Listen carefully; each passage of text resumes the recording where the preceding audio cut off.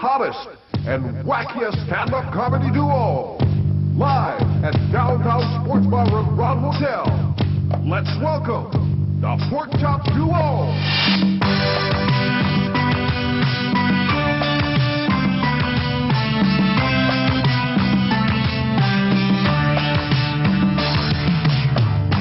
I bless the day I found you.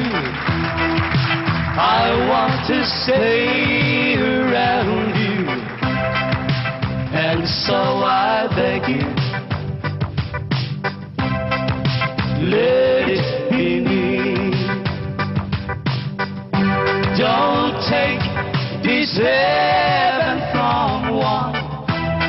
If you must cling to someone, now and forever,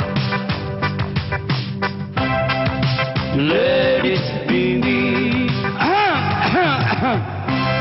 Each time we meet, love, I found complete love. Without your sweet love, what would life be? So never leave me lonely.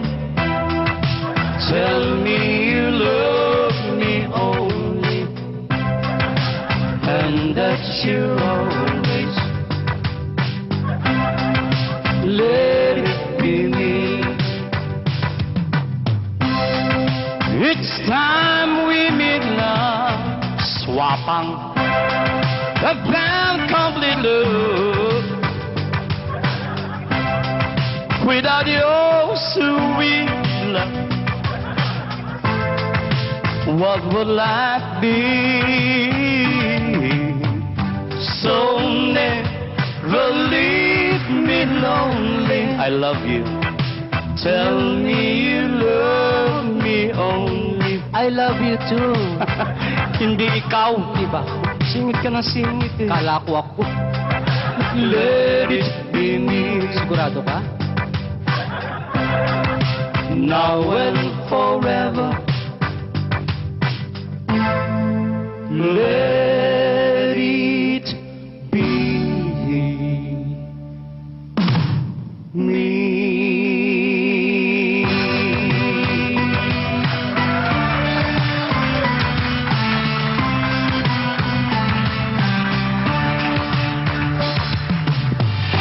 Thank you very much, you wonderful people. You're very kind to animals like us. Mga kaibigan, doon sa hindi pa ho nakakilala sa amin, kami po yung tinatawag na Pork Chop Duo. Apo. Ako si Porky at siya naman si Chappy. Siya pong original na tatay ni Chitae. Mga kaibigan, bago ko kami magpatuloy, ako muna mababati sa inyo ng isang magandang gabi sa inyong lahat, mga kaibigan. Mali. Anong mali? Yan ang sinasabi ko. Pagbabati kayo, walang masasabi sa iyo. Nung English ang bati ko, mali. Ngayong Tagalog, mali pa rin. Ulitin mo. Magandang gabi sa inyong lahat, mga kaibigan. Ikaw ba'y siguradong lahat yan ay mga kaibigan mo? Nakatawa silang lahat sa akin. Hindi lahat na tumatawa at pumapalakpos sa kaibigan mo. Iba nga tingin siya para kang baboy na sa harapan nila. Sisiraan mo na naman. Hindi mo siguradong lahat yan ay kaibigan mo. Tanggalin mo salitang kaibigan na makasigurado ka. Wala nang kaibigan. Dapat. Pwede nang bumati. Ayusin mo. Magandang gabi sa inyong lahat. Kanino mo sinasabi yan?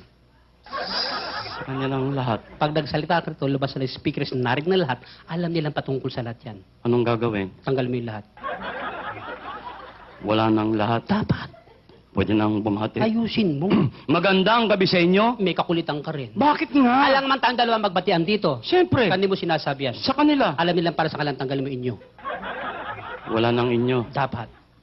Magandang gabi. Ano ba ngayon? Gabi. Hindi tanghali. Hindi. Hindi hapon.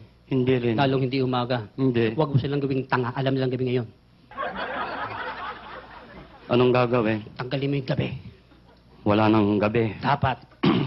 Maganda. Paano yung pangit? Ay, meron dyan maganda lang. Sa paningin lang kitang minamahal. Paano karapang tawagin maganda? Tulad mo si Lepi, hindi marunong masaktan. Anong gagawin? Tanggalin mo yung maganda. Wala nang maganda. Dapat. Pwede nang bumati. Ayusin mo. Ha?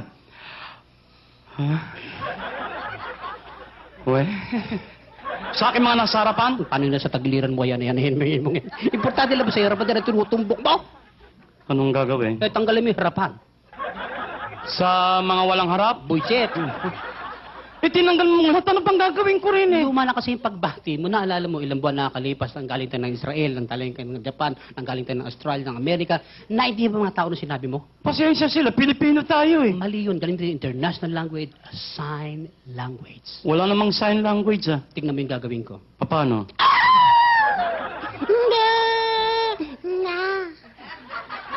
Wala akong naintindihan eh. Good evening, ladies and gentlemen. Buiset.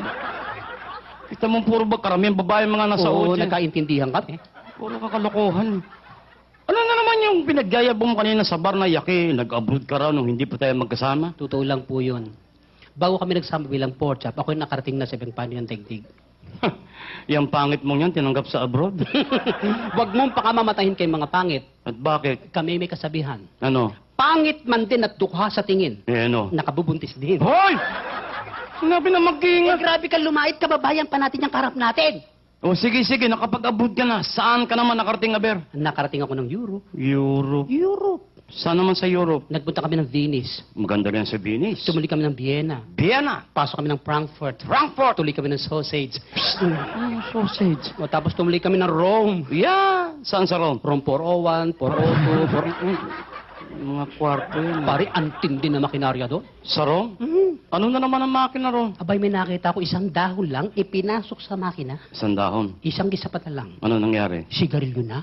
Ganon kabilis? Tapos may nakita ko isang buong baka hinihila. Isang buong baka? Pinasok sa makina. Yung baka? Isang kisapata lang. Ano nangyari? Corn beef dilata na. Oh, matindi. Ang bilis sa Rome. Pero mas matindi ang Pinoy diyan. Sandali lang. Wala pang ganyang makina sa Pilipinas. Saka mas matindi ang Pinoy. Mapapahiya ka lang dito. Matindi ang Pinoy. Dito sa Pilipinas? Oo. Anong makina rito? Dito isang hotdog lang pinasok, paglabas bata na. Ibang makina yan eh. Fashion, bibilib ka, Paris. Kalokohan na naman yan. Nakita ko mismo eh. Ano na naman ang fashion sa Paris? Kung anong kulay ng buhok mo, siya rin ang kulay ng damit mo. Sabi naman, kalokohan na naman. Nakita ko itiniterno. Ibig mo sabihin, pinapalas yung kulay ng buhok sa damit? Oh, Halimbawa yan, itim ang buhok. itim ang damit. Pareho. Yes. Eh kung pula buhok, Pula rin ang damit. eh kung dilawang buhok, Dilaw din ang damit. paano kung walang buhok? Wala ring damit. Burlis na yan eh. Itiniterno nga eh. Fashion show eh. O, Chicago, naka-invento ng isang uri ng chemical. Ihalo mo rin sa metal. Makakain mo na yung metal. Sandali. Ibig mo sabihin yung metal, nilalagyan ng chemical. Mhm. Tapos, kinakain nila? Mismo. Saan yan? Chicago. Chicago. Mhm. Pwes, magpunta ka ng Pangasinan. Metal mismo, walang chemical, kinakain sa Pangasinan. Pangasinan? Pangasinan! Metal mismo, walang chemical, kinakain sa Pangasinan. Anong klaseng metal? Metal bus na nga pala, metal bus ng saluyot, metal bus ng kamote. Bagong at kamatis, katalo na. Lahat ng metal inabot ko sa iyo ah. Yan sinasabi, kaya dyan nagagalit si Kakabert na nabubuhay pa. Yung mga kalokohan mong yan eh. Yan nga, nasabi sa akin ni Tita Nova, tsaka yung pisa ni Kaka, na may sama na loob nga raw sa kakabago namatay. Bakit? Naalala mo yung huli natin biyaheng hatid saya? Oh. O di ba sa NAIA Airport, bago tayo sumakay ng aeroplano, nag-meeting tayo sa VIP room? Anong bili ni Bert Marcelo? Pagdating sa airport sa Rome, siya ang mauuna sa immigration sapagkat siya ang leader ng grupo. Akala mo magpatiyo na kay hindi ka naman marunong mag-Ingles. Uy, alalahan ng Pinoy ako. So, Ang Pinoy, bago bumitaw na sa lahat, pinag-aaral muna sa paligid niya. bakit? Anong pinag-aralan mo ron? Dalawang nauna sa akin. Ano? British, Amerikano, pangatlo ko. Kita mo, magagaling sa English yung mga yan. Tinanong na immigration officer yung British, Anong tinanong? will you stay long here, sir? Anong sagot ng British? I'm afraid not. Kita mo, galing sa English. Tinanong yung Amerikano, will you stay long here, sir? Anong sagot ng Amerikano? I'm afraid so. Galing talaga. Tinanong pangatlo ko sa pili, Ikaw na tinanong. will you stay long here, sir? Anong sagot mo? I'm not afraid. Patay. Ano nga Sabi nag-afraid? ko natatakot sila, hindi ako natatakot. Saan man makarating? Mali nga eh, mali. Banat ka ng banat eh. Sa Dubai, ganyan din ginawa mo. Anong sabi ko?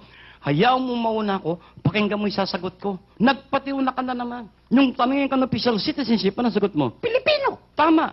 Nung tanongin ka ng natural born, sagot mo. Cesarean. Anong cesarean? Ganun na nakanani ko. Tinatanong kung tunay kang pinanganak na Pilipino. Ayusin lang yung tanong nila. Ayusin mo pakikinig mo.